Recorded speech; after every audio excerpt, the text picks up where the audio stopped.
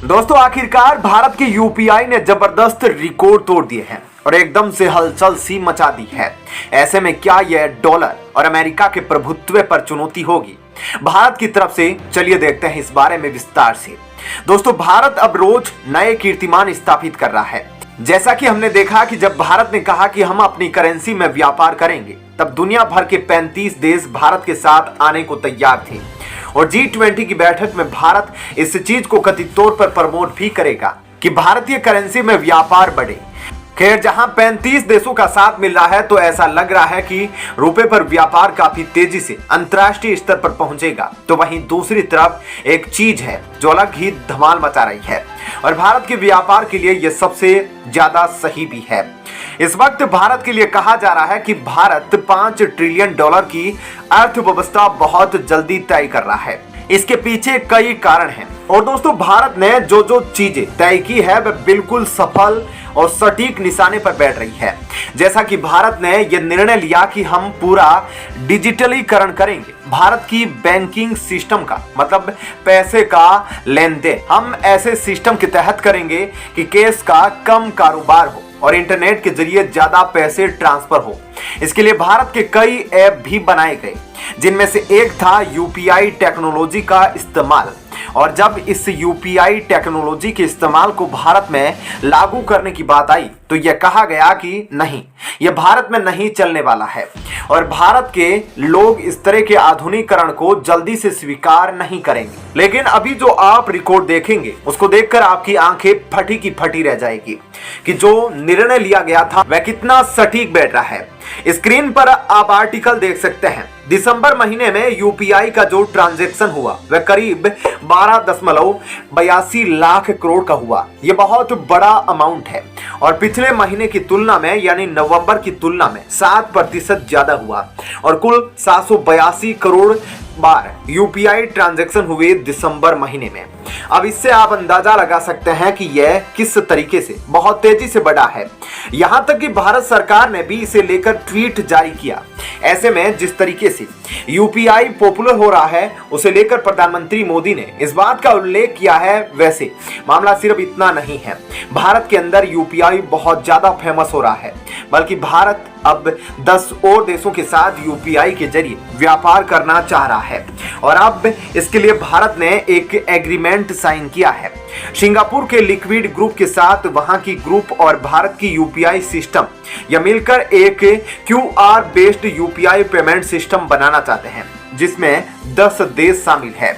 इन देशों में Singapore, Malaysia, Thailand, Philippines, Vietnam, Cambodia, Hong Kong, Taiwan, south Korea और Japan, यह सभी देश हैं और इन सब के साथ हम यूपीआई के जरिए व्यापार कर सके। जैसे यूपीआई को लेकर Nepal, Singapore, Bhutan, Malaysia, UAE, France, UK और ओमान से भी बातचीत चल रही है और कई देशों के साथ तो कोलैबोरेशन भी शुरू हो चुका है और इन देशों की लंबी चौड़ी लिस्ट भारत के सामने है, जिनके साथ ऑलरेडी कॉन्ट्रैक्ट बन चुका है और काम भी शुरू हो चुका है। यानी बहुत जल्द दुनिया भर में यूपीआई का डंका बजना शुरू हो चुका है।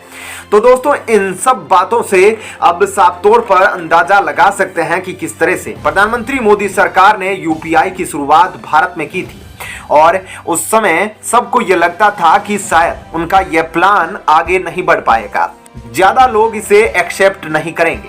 लेकिन ऐसा नहीं हुआ, क्योंकि आप भी जानते हैं कि दुनिया भर में आज यूपीआई का डंका चल रहा है और कैश पेमेंट से कई गुना ज्यादा यूपीआई के जरिए भारत के सभी लोग पेमेंट कर रहे हैं। ऐसे में अब आगे जाकर यूपीआई को लेकर भारत में जितने भी प्लान बनाए हैं उससे यूपीआई का डंका और भी ज्यादा दुनिया भर में बोलने लगेगा।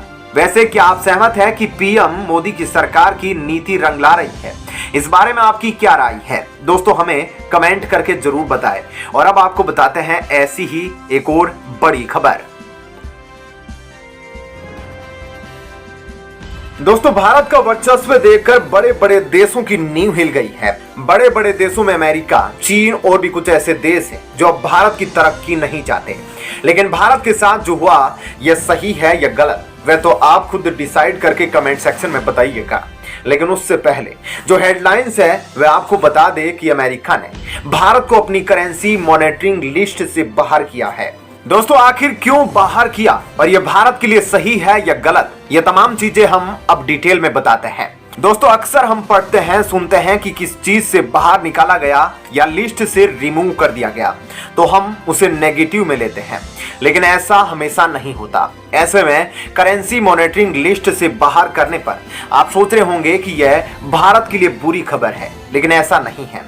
आपको बता दें कि करेंसी मॉनिटरिंग का मतलब होता है कि अमेरिका हमारी करेंसी को मॉनिटर कर रहा था, यानी कि हमारे रुपए पर नजर रखे हुए था।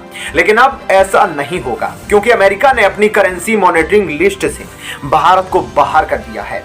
जी हाँ दोस्तों, अमेरिकी ट्रेजरी विभाग ने भारत को अपनी करेंसी मॉनिटरिंग लिस्ट से बाहर कर दिया। आपको बता दें कि भारत के अलावा इस लिस्ट से इटली, मैक्सिको, थाईलैंड और वियतनाम को भी हटाया गया है। ऐसे में ट्रेजरी विभाग ने अमेरिकी कांग्रेस को सौंपी गई अपनी हाल ही की रिपोर्ट में इसका जिक्र किया है। बता दें कि अगर अमेरिका को किसी देश की फॉरेन एक्सचेंज पॉलिसी पर संदेह होता है तो वह उसे निगरानी सूची में डाल देता है। ऐसे में भारत पर भी उसे संदेह था, जिस वजह से अमेरिका ने भारत को उस लिस्ट में डाल रखा था। लेकिन अब भारत इस लिस्ट से बाहर हो गया है, जो कि एक बहुत गुड न्यूज है।